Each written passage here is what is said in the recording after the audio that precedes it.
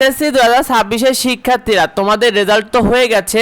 এখন তোমাদের একাদশ শ্রেণীতে কলেজ ভর্তি তোমাদের কবে থেকে শুরু হচ্ছে, তোমরা কিভাবে কলেজ ভর্তির আবেদন করবে এবং কোন কোন নিয়মগুলো থাকবে A to Z জানিয়ে দেব তোমাদের জন্য। এই ভিডিওটা খুবই জরুরি শিক্ষার্থী। দেখো, তোমাদের এসএসসি 2026 কলেজ ভর্তি নিয়ে ইতিমধ্যে আন্তঃশিক্ষা বোর্ড জানিয়েছে যে আন্তঃশিক্ষা বোর্ড বলেছে একাদশ শ্রেণীতে তোমাদের যে কলেজ ভর্তিটা রয়েছে এটা শেষ হবে 15 সেপ্টেম্বরের মধ্যে, অর্থাৎ 15 সেপ্টেম্বরের মধ্যে তারা কলেজ ভর্তির A to Z কার্যক্রম শেষ করে দেবে শিক্ষার্থী।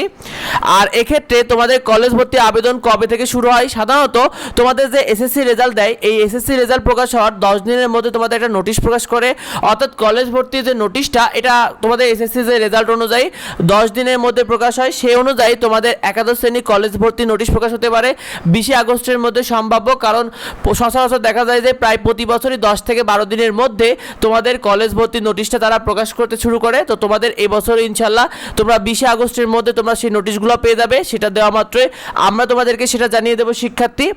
আর কলেজ ভর্তি আবেদন তোমরা কারা করতে পারবে, দেখো তোমরা যারা এসএসসিতে পাস করেছো তোমরা তো অবশ্যই আবেদন করতে পারবে। আবার যারা ফেল করেছো কিন্তু বোর্ড চ্যালেঞ্জ করে পাস করবে তারাও কিন্তু কলেজ ভর্তির আবেদনের সুযোগ পাবে শিক্ষার্থী। অর্থাৎ তোমরা যারা বোর্ড চ্যালেঞ্জ করেছো বাট ফেল করেছো পরবর্তীতে যখন পাস করবে তোমাদের কলেজ ভর্তি কিন্তু আবার সুযোগ পাবে তোমরা, সেক্ষেত্রে তোমাদেরও কিন্তু কলেজ ভর্তির সুযোগ দেবে, সেটা নিয়ে আমরা তোমাদেরকে জানিয়ে দেবো শিক্ষার্থী। আর তোমাদের কলেজ ভর্তি যে নিয়মটা রয়েছে তোমরা সর্বনিম্ন 5টা কলেজ চয়েস দিতে পারবে, অর্থাৎ তোমাদের সর্বনিম্ন 5টা কলেজ চয়েস সবাইকেই দিতে হবে। আর সর্বোচ্চ তুমি 10টা কলেজ চয়েস দেওয়ার সুযোগ পাবে। বাংলাদেশের যে কোনো বোর্ডের যে কোনো জায়গায় তুমি কলেজ চয়েস দিতে পারবে, অর্থাৎ তুমি যদি ঢাকা বোর্ডের হও তুমি চাইলে রাজশাহী বোর্ডে কলেজ চয়েস দিতে পারবে, সিলেট বোর্ডের কলেজ চয়েস দিতে পারবে, যে কোনো বোর্ডের যে কোনো জেলার কলেজ তুমি কিন্তু চয়েস দেওয়ার সুযোগ পাবে শিক্ষার্থী।